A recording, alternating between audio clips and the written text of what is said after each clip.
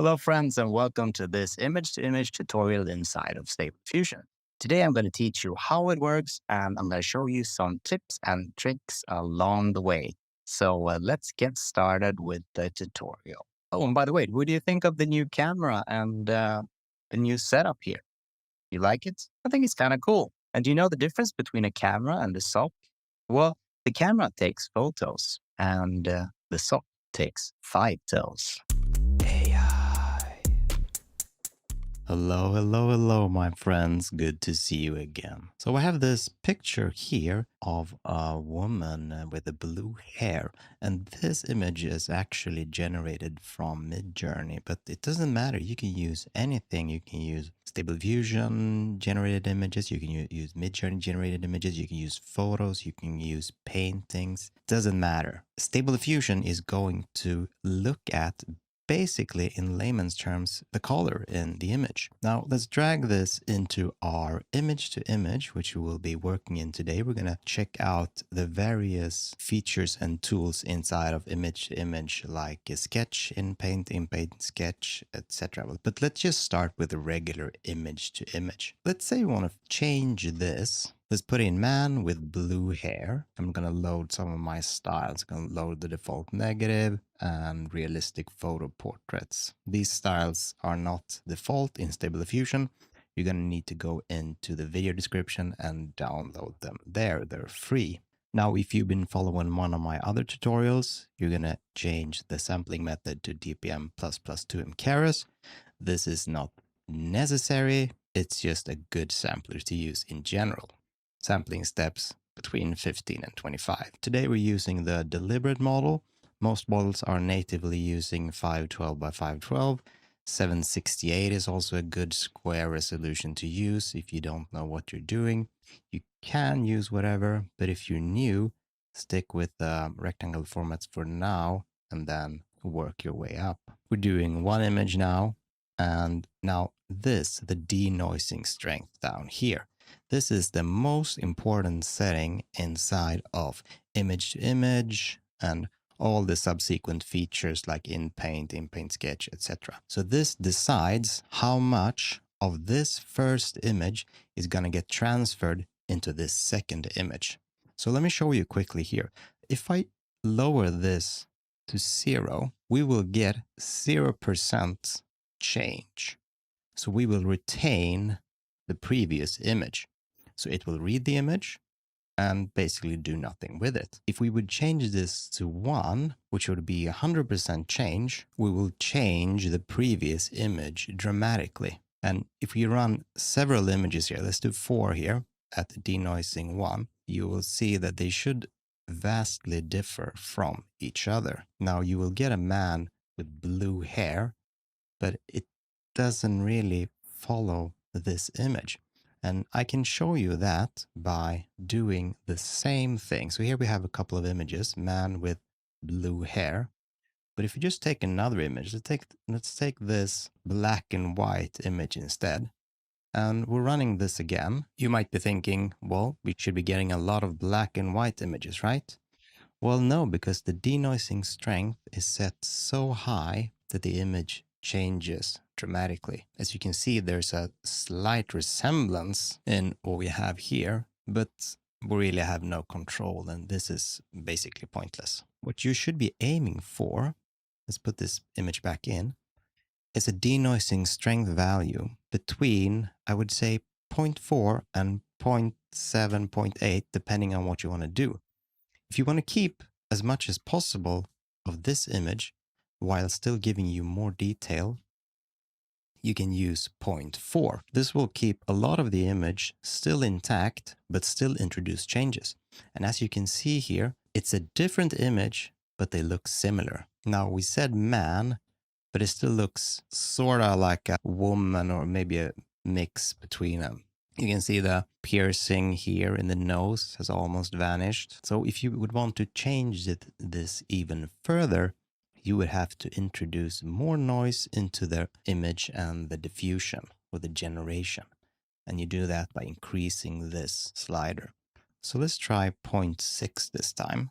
And now this looks visually like a man with blue hair. and it is vastly different in appearance from the left one. If you would ask someone, they would probably say that the left one looks like a woman and the right one looks like a man. However, the composition is still here. You can see the blue hair, the angle of the face is similar. You have the little bokeh blurred lights in the background. Those are still retained. So that's a great way to change the image but use the same composition. And that exact value, 0.6, is something I use 90% of the time.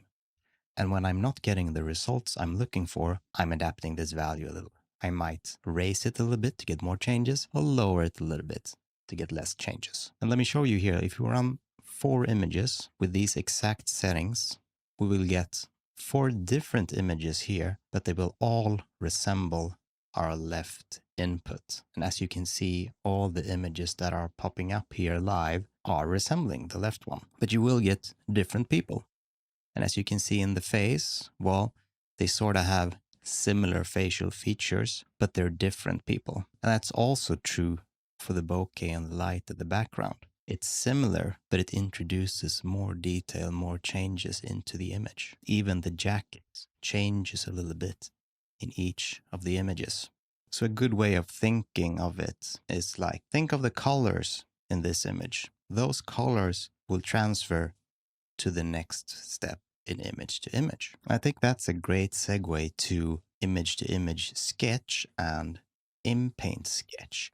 So if I would send this to sketch, for example, send this over here to sketch. And if I would paint something, let's take some red here and just paint the lips here super red. And let's run this again. So we have everything the same, except we still have a random seed. But apart from that, everything is the same. We have man with blue hair, we have the same styles and the same settings. And if we generate this now, it will read this left image as something that has, well, a blob of red over the mouth. And if you look at these, I would say that, well, we didn't get the desired result. In some of the images, maybe the lips are a little red or more red, but I can't say that we're getting what we're looking for. So what you could do here then, if you lower this denoising, let's put it at 0.5 for example, you should be able to see that we're introducing more red onto the lips. And as you can see here, except for maybe the third one here, these lips are super red, these are red, these are red, and this is just a very crude way of painting straight on top of the image. Now you could make changes inside of Photoshop, Photopea, or Photobash something together, but this works too, and it's super powerful. I could, for example, let's remove this.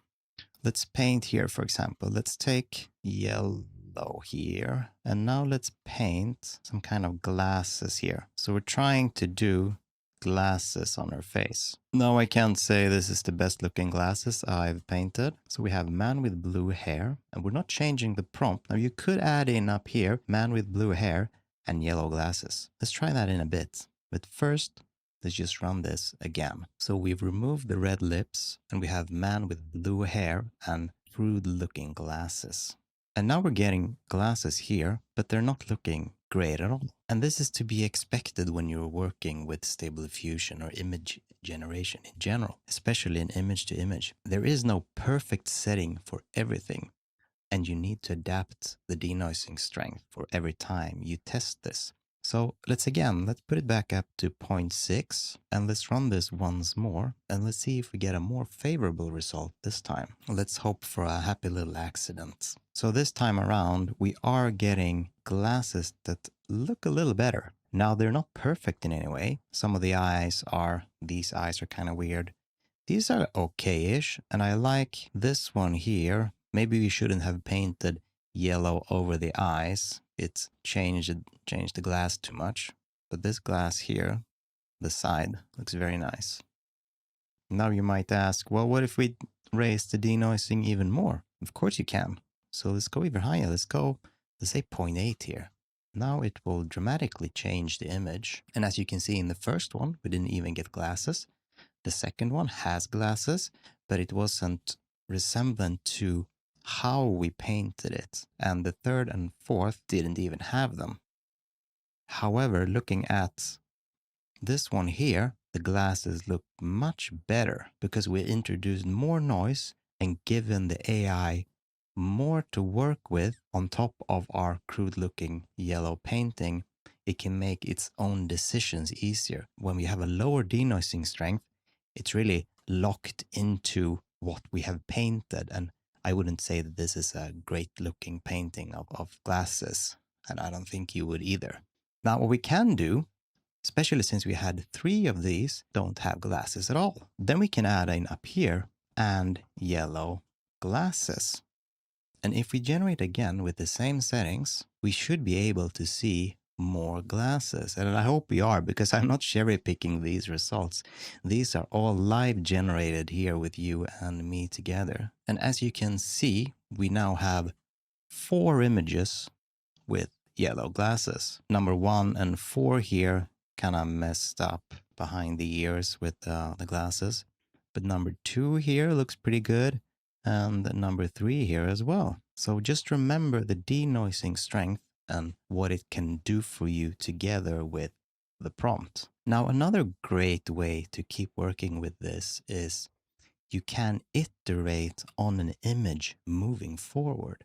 So let's say you have this and you keep generating, you aren't getting what you're looking for. Maybe you're getting this all the time or this. So what you can do is just, you can send this to, for example, image to image or in Paint, depending on what is wrong with the image. In Paint will fix a part of the image. Image to image will fix the whole image. So let's send this to image, for example. Now we have an input where the glasses are actually looking pretty good, except for the back part here. So if we work with this image, we could actually lower the denoising to about 0.6, and we could run 4 images here. And this input will be better than what we had with the woman and our crudely painted yellow glasses. Maybe you can tell I got an A in art from how I painted that. And as you can see in our result here, well, except for we are getting here, the first one is actually pretty good. Now, some of these are a little messed up, but just keep working with them. And let's say we have that. This is a good image. So take that one and you can keep iterating on that. And then if you say, okay, this is very close to what I want, but I need like, oh, this isn't exactly, I need a difference somewhere. Then you can just keep working and lower the denoising. Let's go 0.5 because we're getting close to what we want.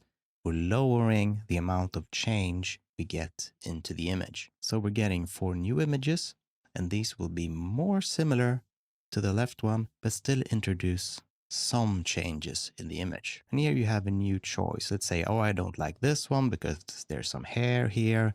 And oh, I don't like this one because of the eye. And you say, okay, this one feels good. And that's how a great way of improving and iterating on an image. Now, let's say you have an image that you like, but you don't want to change all of the image. Then inside of image to image, there's a feature called in painting. And I have a full guide on that. So you can check that out in the link above. But I'm going to quickly cover it because it's a feature of image to image. So if you send this to InPaint, 2 modes of InPainting. The first one just basically paints a mask. So let's say you paint the eye here. You can say human eye. And we're changing this to only masked, which will give it more detail. And if we generate now, let's put it up to 0.6 again. We're doing 4 images. If we generate this now, you'll see that it zooms in as it will only generate this part of the image, the eye here, and it will give you, hopefully, a better eye, but at the very least, a higher resolution eye. These turned out a little bit too big, in my opinion. Let's actually change it also to blue human eye. And then let's lower the denoising. So we're not going too far away because we're just changing one eye and we don't want it too different from the other one. Now we're using more of what was there previously, but we're still raising the detail of the image. And as you can see in these versions, we're getting better looking eyes. And I think even the third one here is looking pretty sweet. Now this is obviously not a super sharp high-res image, it's just a 768 by 768, but I think you see what we're getting at. So this is the regular in-painting. And again, check my detail guide for that, because that's like a full 10+ minute video that covers specifically just the in-painting. Now if you send this to in-paint sketch, let's drag that over there and send that to in-paint sketch. Now in the sketch previously, you remember we painted red for the lips and yellow to get his glasses. In the regular in-painting, you're just painting a mask. Painting black, but you're not getting black. If you paint with in-paint sketch, you're getting that color. So if we would paint red here, for example, you're not only masking the eye, you're getting red in that eye. So let's see here, let's paint there, let's put a little white here. So this should get us a pretty weird looking eye. Let's change it to red human eye. And the difference here with in-paint sketch and the previous sketch that we used, in the previous sketch, everything of the image changed. Now we have a mask and a sketch. So the eye is masked and the color is added. So we'll see again that it zooms in here if you have only masked selected. Let's add the denoising because we want more changes this time around. Now this eye will probably not match the other eye, but it will give us a different result depending on how you've painted this. And again, this is a super crude way to do it. You can do it much, much better if you work in like Photoshop or a better tool. And as you can see, we're getting sort of the result we're looking for, but it's kind of blown out. So what we could do is we could revert back here and let's paint that red again and just do this part here, the red here, and maybe raise the denoising a little bit and generate again. Now you will keep the white on the outside. That's more resemblant of what was there previously in the picture, and just adding red on top of this. Now it's a very strong red, but that can be adjusted with the denoising slider. So just play around with that. And like we did previously, you could send this, let's say that you like where this is going. Let's take this one. Instead of our crude sketch, we're gonna send this to in-paint. Now we have the red one here, but we could mask this and make more eyes out of this better input. So I think that's a great way of thinking about it.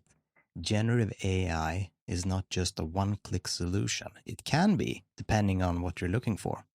But if you want more control of the process, you're going to have to iterate one step at a time.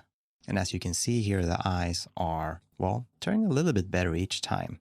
Now, it's still kind of popping out too much in the image. But I think a third one here, we're starting to get what we're looking for. And you can also treat this at a photo bash. Let's say that this is a result that you want to upscale and get better. You can send this back straight into image to image where we started and rework this whole image.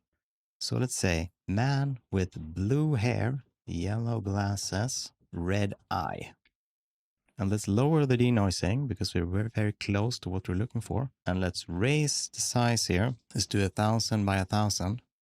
Let's do 2 images and we're generating this. So now we have a new input that's vastly different from what we had in the beginning with a woman. We have the glasses, we have the red dye and everything. And this will get us a result that is more realistic all over, basically. I would say this isn't perfect, looks like some sort of reptile eye. This one's maybe getting closer to what we're looking for. But this is where you're gonna have to keep working with it yourself. Like I said, with denoising strength, there's no perfect value. I tend to go between 0.4 and 0.6 and raise it above 0.6 if I wanna increase more changes. I rarely go below 0.4 unless I have a specific use case in mind. Now, a different use case of image to image could be something like this. Let's say you have this image generated from Stable Diffusion, and this is a low-res 512 by 512 image, and you want to get this to a high resolution. And upscaling it will not introduce more detail. Now, another way of working could be using text to image and using the high-res fix, but if you have an image already, what you can do is input this here. So this is a castle here. You have a character standing in front of it. This is 512 by 512. So you can either change the settings here by yourself, or you can use the resize by. So if you change this, we're going to scale this up to 2. So it's going to be from 512 by 512 to 1024 by 1024. And let's do 4 images of this. And my favorite setting, 0.6. So this will introduce some changes into the image while still retaining a lot of what is here. We're not changing anything else. Now, the resize modes here, we haven't talked about them, but they're only interesting if you're using images that are different in scale to what you're resizing. Let's say you have a square image here and you're resizing to like a vertical or a horizontal, then these decide how this is changed. So crop and resize, you will crop this and lose part of the image. Resize will basically just resize it. Resize and fill is used a lot with outpainting, because then you can resize this and add to the edges. But you don't need to worry about that too much now. Just check on my in-painting guide or the out-painting guide to go through that in detail. Anyway, let's go back to resize this by 2. And let's say here, hero adventure standing in front of epic castle. And we're going to raise this up a bit with control arrow up. And we are generating 4 images with denoising strength 0.6. And you can instantly see that we are retaining a lot of what was there previously. All the images will resemble the left input. However, the input is 512 and the output is 1024 in resolution. So we'll get a bigger image with more detail. Now bear in mind, bigger resolution will take more GPU power, but as you can see, we are getting better looking images. You can also see while they are similar, they're not exactly the same, especially if you look at the hollow part here under the rock or the mountain. Here we even have some sort of lightning going through, which looks pretty cool. So this is a great way to introduce more detail into an image that is low resolution. And you can even keep iterating on this.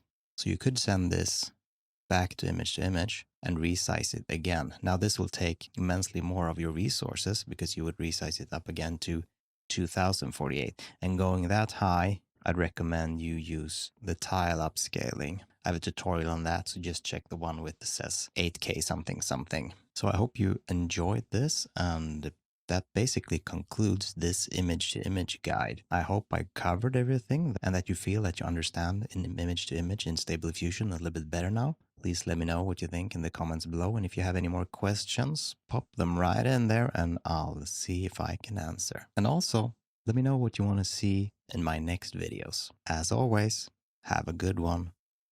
See ya.